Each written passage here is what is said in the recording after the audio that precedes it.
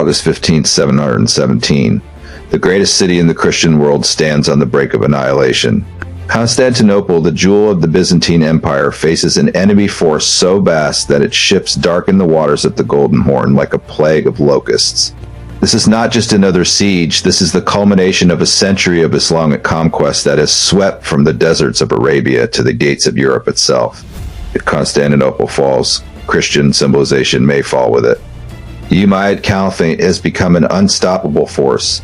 In less than 100 years, Muslim armies have conquered an empire stretching from Spain to Central. Constantinople is not just any city, it is the last bastion of the Roman Empire, the guardian of Europe's eastern gates, and the most heavily fortified city in the medieval world.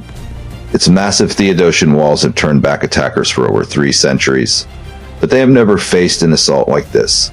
The Byzantine Empire teeters on collapse. Arab raids have devastated Anatolia. The imperial treasury is nearly empty. Worse still, the throne itself is disputed. Emperor Theodosius III, a usurper with little military experience, faces the greatest crisis in Byzantine history with an empire fracturing from within.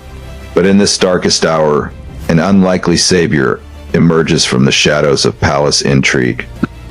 So, the other third, the Isaurian, a military commander from the rugged mountains of Anatolia, he understands that desperate times demand desperate measures.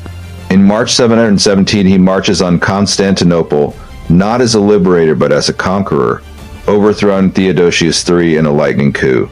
Leo has seized power just in time. Intelligence reports reveal the true scale of the approaching catastrophe. Maslama ibn Abdi al-Malik, brother of the Caliph and one of Islam's most brilliant generals, commands the largest army ever assembled against Constantinople. The numbers are staggering: 120,000 soldiers, 1,800 warships, siege engines that dwarf anything previously seen in medieval warfare. This is not merely an army, it is a migration of nations, a holy war that will either establish Muslim rule over Europe or die trying. As summer turns to autumn in 717, Maslama's forces surround Constantinople completely. The great chain that guards the Golden Horn is breached. Arab ships penetrate the harbor itself. For the first time in 3 centuries, enemy vessels sail within sight of the Hagia Sophia. Leo III makes a decision that will echo through history. He will not merely defend Constantinople, he will turn the city into a fortress that bleeds the invaders white. Every street becomes a killing field. Every building becomes a strong point. The Byzantines will fight not just for their city, but for the survival of Christian civilization itself. Winter 717 to 718 becomes the crucible that decides the fate of empires. The Arabs, expecting a quick victory, find themselves trapped in the worst winter in living memory. Supply lines from distant Damascus stretch beyond breaking point. Disease ravages the camps. What began as a holy war becomes a nightmare of survival.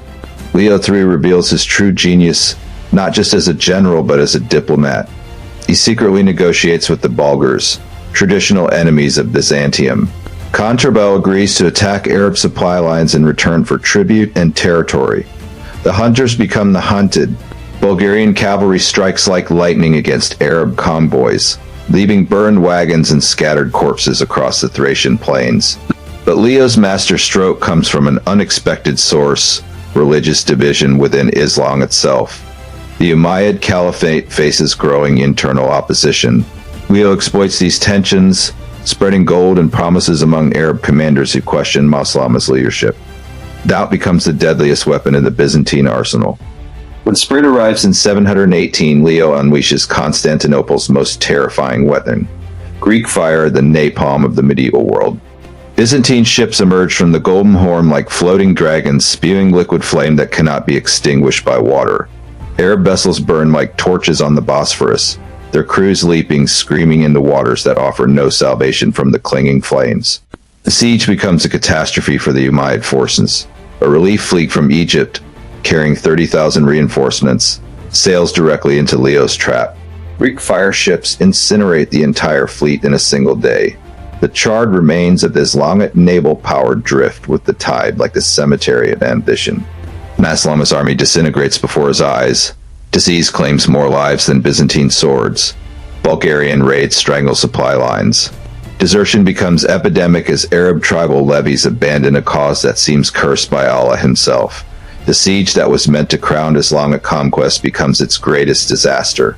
By August 718, exactly 1 year after the siege began, Maslama admits defeat. The withdrawal becomes a rout. Of the 120,000 soldiers who marched against Constantinople, barely 30,000 survived to see Damascus again. The Umayyad Navy, once the terror of the Mediterranean, lies in smoking ruins. Leo III stands victorious on the walls that have saved not just his city but Christian Europe itself. He has proven that Islamic expansion is not inevitable, that the tide of conquest can be turned by courage, cunning, and unwavering determination. The consequences of the siege echo across the medieval world. The Umayyad Caliphate never again attempts to conquer Constantinople. Islamic expansion into Europe stalls permanently, confined to Iberia and Sicily. The Byzantine Empire, given new life by Leo's victory, survives for another 7 centuries. But perhaps most importantly, the Siege of 717 demonstrates how a single leader can change the course of history. Leo III saved not just an empire, but an entire civilization. He proved that even in humanity's darkest hours, heroes can emerge to hold back the night. The Great Walls of Constantinople stand today in Istanbul, weathered by centuries but unbroken. They remain a monument to one of history's greatest victories, when the fate of 2 worlds balanced on the edge of a sword, and courage tipped the scales toward